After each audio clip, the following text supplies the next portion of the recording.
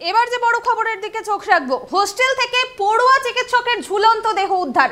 চাঞ্চল্য কোচবিহার মেডিকেল কলেজে। মৃতের নাম কিষান কুমার, বাড়ি বিহারে। হোস্টেলের ৩০৪ নম্বর ঘরে থাকতেন ওই পড়ুয়া চিকিৎসক। বুধবার গভীর রাতে হোস্টেলের অন্য আবাসিকদের নজরে আসে কিষান কুমারের ঘরে ঝুলছে তার দেহ। খবর পেয়ে পুলিশ এসে দেহটি উদ্ধার করে নিয়ে গিয়েছে ময়না তদন্তের জন্য এবং শুরু হয়েছে তদন্ত। হোস্টেল থেকে পড়ুয়া চিকিৎসকের ঝুলন্ত দেহ উদ্ধার। চাঞ্চল্য কোচবিহার মেডিকেল কলেজে।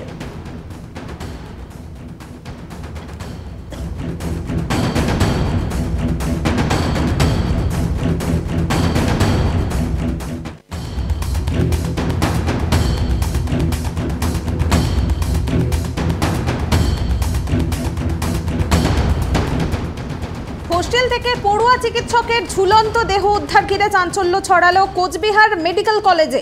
মৃতের নাম জানা গিয়েছে কিষান কুমার, তার বাড়ি বিহারে। হোস্টেলের ৩০৪ নম্বর ঘরে থাকতেন ওই পড়ুয়া চিকিৎসক। বুধবার গভীর রাতে হোস্টেলের অন্য আবাসিকদের নজরে আসে কিষান কুমারের ঘরে ঝুলছে তার দেহ।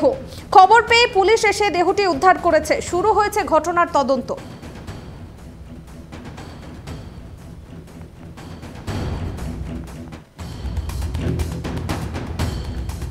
কোচবিহার মেডিকেল কলেজে চাঞ্চল্য ছড়িয়েছে হোস্টেল থেকে পড়ুয়া চিকিৎসকের ঝুলন্ত দেহ উদ্ধার ঘিরে। জানা গিয়েছে মৃত পড়ুয়া চিকিৎসকের নাম কিষান কুমার, তার বাড়ি বিহারে। হোস্টেলের ৩০৪ নম্বর ঘরে থাকতেন ওই পড়ুয়া চিকিৎসক। বুধবার গভীর রাতে হোস্টেলের অন্য আবাসিকদের নজরে আসে ঘটনাটি এবং দেখে যে কিষান কুমারের ঘরে ঝুলছে তার দেহ। পরে পুলিশে খবর দেওয়া হলে পুলিশ এসে দেহটি উদ্ধার করে নিয়ে যায়। শুরু হয়েছে ঘটনা তদন্ত।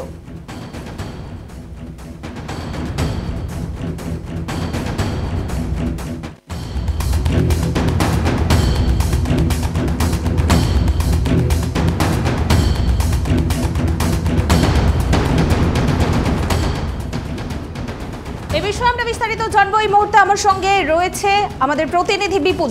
বিপুল, চিকিৎসক পড়ুয়ার মৃতদেহ উদ্ধার হয়েছে, কি করে ঘটলো এই মৃত্যু, কি জানা যাচ্ছে? এবং ওই পড়ুয়ার বিষয়ে আর কি জানা যাচ্ছে? সে কি সুসাইড করেছে নাকি অন্য কোনো কারণ থাকতে পারে এই মৃত্যুর পেছনে?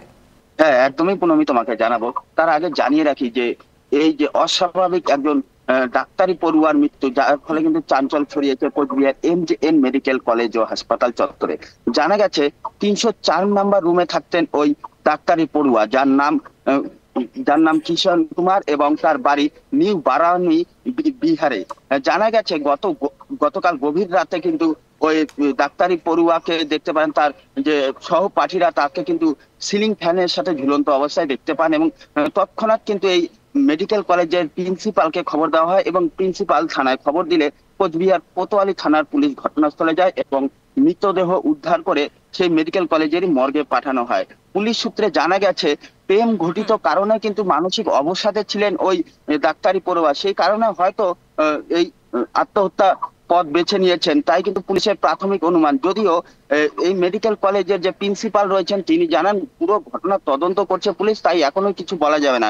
এই ঘটনার পরেই কিন্তু ডাক্তারি পড়ুয়ার বাড়িতে খবর দেওয়া হয়। ইতিমধ্যে কিন্তু তারা কিন্তু রওনাও দিয়েছেন মেডিকেল কলেজের উদ্দেশ্যে বলে জানা গেছে। পুনমি, ধন্যবাদ বিপুল। আমরা দেখলাম এবার কোচবিহারে চাঞ্চল্য ছড়ালো ডাক্তারি পড়ুয়ার মৃতদেহ উদ্ধার ঘিরে। ঘটনাটি কোচবিহার মেডিকেল কলেজের। জানা গিয়েছে হোস্টেলের ৩০৪ নম্বর ঘরে থাকতেন ওই পড়ুয়া চিকিৎসক এবং বুধবার গভীর রাতে হোস্টেলের অন্য আবাসিকদের নজরে আসে যে কিষান কুমারের ঘরে ঝুলছে তার দেহ। পরে পুলিশে খবর দেওয়া হলে পুলিশ ঘটনাস্থলে এসে দেহটি উদ্ধার করে ময়না তদন্তের জন্য নিয়ে যায়। ইতিমধ্যে মৃত ছাত্র অর্থাৎ কিষান কুমারের বাড়ির পরিবারের লোকজনদের খবর দেওয়া হয়েছে, তারা এখন অবধি এসে পৌঁছায়নি। তবে জানা গিয়েছে এই মৃত্যুর পেছনে প্রেম ঘটিত কোনো কারণ থাকতে পারে।